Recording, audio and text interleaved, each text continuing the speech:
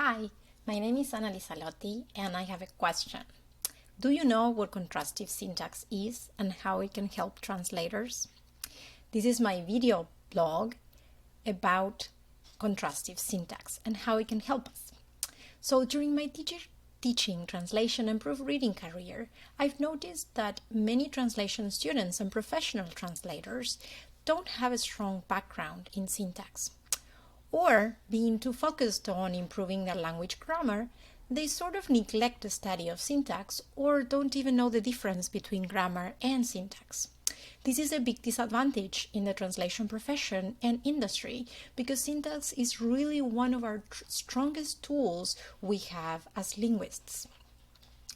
Syntax is too often overlooked in translation studies, and contrastive syntax is virtually non-existent.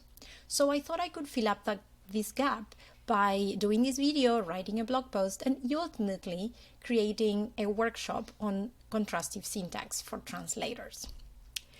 Contrastive syntax is the study of syntax that compares two languages and compares how those two languages order words in different ways, side by side. It's the study of syntax reloaded, especially designed for translators, linguists, or language students. But let's rewind a little bit and define syntax first. According to linguistic professor Andrew Carney, syntax is the scientific study of sentence structure. Syntax dictates the rules for how a language is structured. Words and phrases can't be placed any which way if we want to convey meaning. If we break syntactic rules, we can break communication, we can create ambiguities, we can introduce errors, or write poetry. While grammar gives you the rules for language use, syntax gives you the rules for how to structure language. So for now, there are 2 points that should stand out when defining syntax: a scientific study and language structure. You probably never thought of language as scientific, but I'll show you how syntax is a scientific method of reading, analyzing, and creating language. Everything we do as translators every day. Science works with a particular method. The scientific method is an empirical method of acquiring knowledge that involves a set of steps. The first one is to observe data or ask a question. Based on that observation or question, you can make a generalization and put forward a testable explanation, also known as hypothesis. After you have a hypothesis, you set out to test it with experiments. While testing, you analyze your findings and confirm your hypothesis. Or if this is not possible, then you go back, revise or refine that hypothesis, and you repeat the process over and over again until your hypothesis is confirmed. So let's apply this scientific method to syntax in English first, and then contrast it to syntax in Spanish. Let's do contrastive syntax. So first, let's define 2 main types of sentences in any language. One is a declarative statement or declarative sentence, and the other one is a yes-no question. A declarative sentence asserts that an event or state of affairs has occurred, or hasn't, or will, or won't. A yes-no question is a question that can be answered by yes, no, or maybe. And the same definitions apply to Spanish: the enunciado declarativo and interrogativas totales. So let's now begin our method of observing a few declarative sentences in English and yes-no questions in English and comparing them with Spanish. So here we are. We have Bill does prefer meatballs. Does Bill prefer meatballs? Peter has eaten his smoked salmon. Has Peter eaten his smoked salmon? That woman smokes too much. What did John do now? And the equivalence in Spanish: Bill sí prefiere albóndigas. Bill sí prefiere albóndigas. Peter se ha comido el salmón ahumado. Peter se ha comido el salmón ahumado. Fuma mucho esa mujer. Y ahora, ¿qué hizo John? So in this chart, we have 3 declarative sentences, number 1, number 3, and number 5, and 2 yes-no questions. Does Bill prefer meatballs, and has Peter eaten his smoked salmon? And finally, a WH question, number 5. I'm going to concentrate on the yes-no questions. By observing these yes-no questions and their equivalent declarative sentences, we can hypothesize how a yes-no question is formed. That is, we can hypothesize their syntactic definition. So we can say that in English, a yes-no question is formed by moving the second word to the front, followed by the rest of the information. Has, to the front, has Peter eaten his smoked salmon? This is correct, so these 2 examples corroborate our hypothesis. Now let's propose a syntactic definition of Spanish interrogativa total. And we can say that in Spanish, yes-no questions are formed using the same order as in the declarative sentences, as you can see, but we add an opening and closing question mark. These examples also corroborate our hypothesis, but 2 examples are too few to draw conclusions. So let's put it to further test with more examples.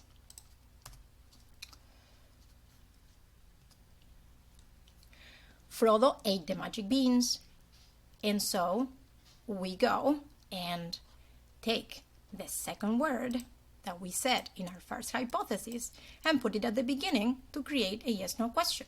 Ate Frodo the magic beans? No. The actual, real yes-no question, correct yes-no question would be, did Frodo eat the magic beans?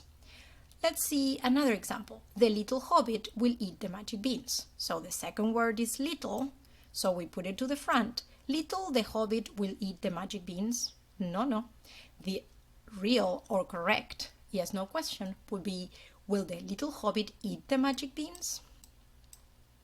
So, based on those examples, our first hypothesis of moving the second element of the second word does not hold.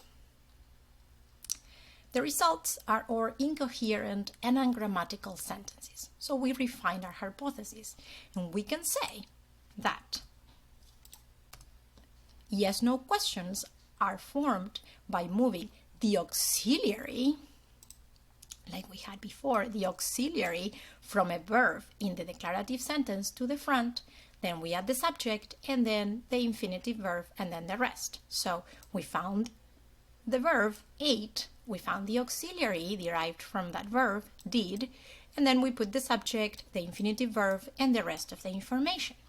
That does confirm our hypothesis. When we turn to the Spanish examples, we can say we have Frodo se comió las habichuelas mágicas. That's the declarative sentence that will derive our yes-no question from.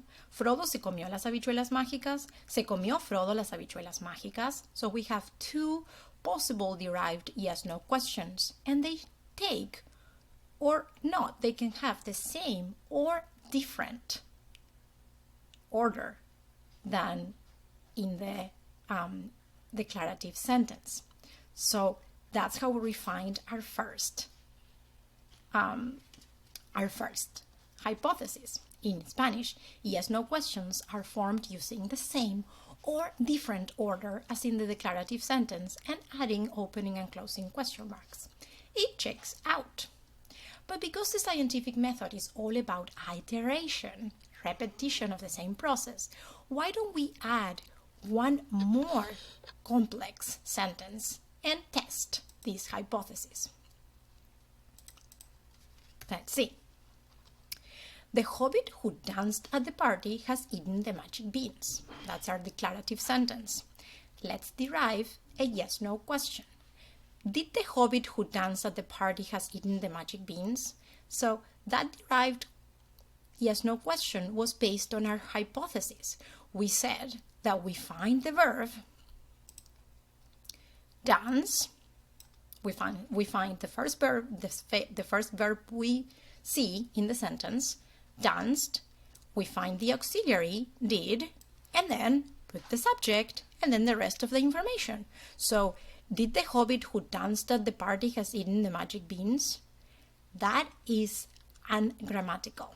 So that doesn't corroborate our hypothesis. It needs to keep being refined. The correct yes/no question would be, has the hobbit who danced at the party eaten the magic beans? So, this shows that the second hypothesis was incorrect, inconsistent. So we have to refine it. We can say that yes/no questions are formed by moving the auxiliary, yes, the auxiliary, but not of any verb.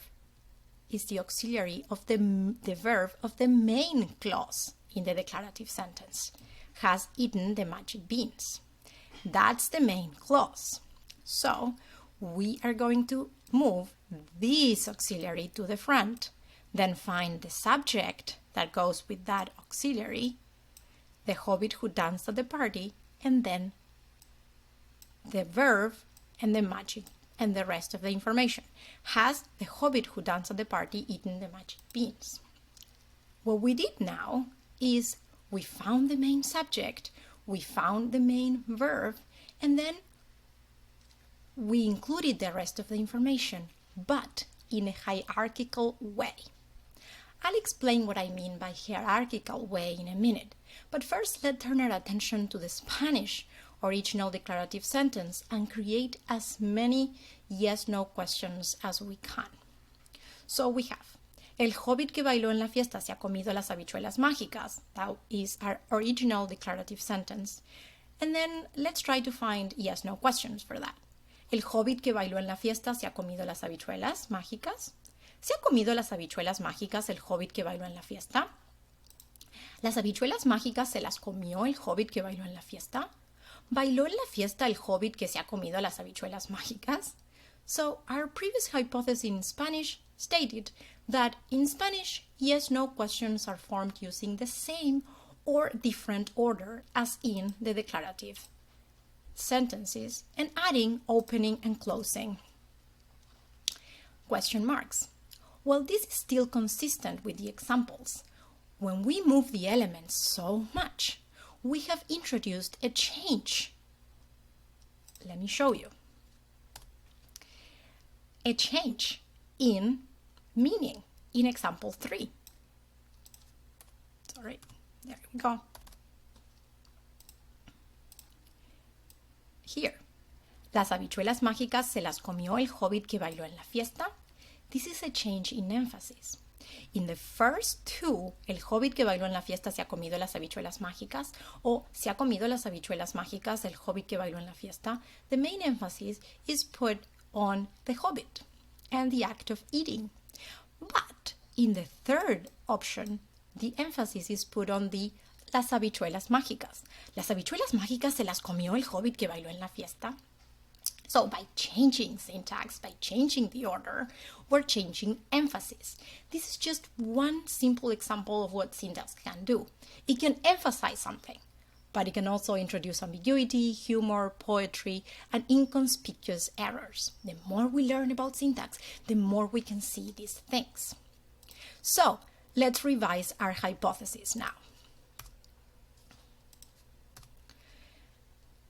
In Spanish, we can say that yes/no questions are formed using a very flexible word order that can match or not that of the declarative sentence and give different degrees of emphasis. And they're also opened and closed by interrogation marks. Now about the hierarchical structure or order that I promised earlier. Both the English and Spanish declarative sentences and derived yes/no questions have a hierarchical structure, a hierarchical sequence that when we move it around, we can create ungrammatical sentence, a different emphasis, or a completely different meaning. So let's now move some elements around and see what happens. We have the hobbit who danced at the party has eaten the magic beans. That was our original declarative sentence. The hobbit has eaten the magic beans. That is a sentence that has some information, some additional information about the hobbit being removed. The hobbit danced at the party who has eaten the magic beans. That is an ungrammatical sentence. The hobbit danced at the party and has eaten the magic beans.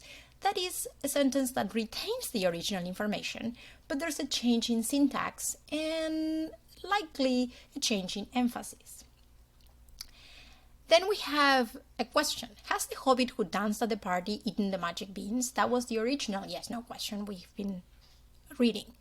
And then we have, did the hobbit who's eaten the magic beans dance at the party? That is a yes-no question with a change in syntax, a change in meaning, and a change in emphasis. Let's go to the Spanish equivalence. El hobbit que bailó en la fiesta se ha comido las habichuelas mágicas. That was our original declarative sentence. Then we have El hobbit se ha comido las habichuelas mágicas. The information, the additional information about the hobbit being the one who danced at the party was removed. El hobbit bailó en la fiesta que se ha comido las habichuelas mágicas. That is an ungrammatical sentence. El hobbit bailó en la fiesta y se ha comido las habichuelas mágicas. There's all the information originally, but there's a change in syntax and possible a change in emphasis. ¿Se ha comido las habichuelas mágicas el hobbit que bailó en la fiesta? Original yes-no question. ¿El hobbit que bailó en la fiesta se ha comido las habichuelas mágicas? That is the original yes-no question with a change in syntax, but no change in meaning or emphasis. ¿Las habichuelas mágicas se las comió el hobbit que bailó en la fiesta? As I said before, this is a yes-no question with a change in syntax and a change in emphasis. The emphasis being now the magic beans. ¿El hobbit que se comió las habichuelas bailó en la fiesta? And that is a yes-no question with a change in syntax, in meaning, and in emphasis. This is the power of syntax. Just by changing the order of some elements, we're conveying different things. What makes this possible is the concept of constituencies.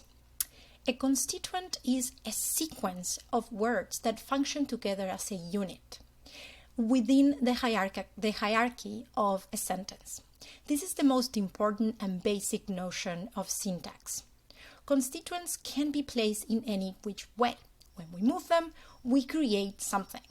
They are embedded one inside another to form the hierarchical structure of a sentence.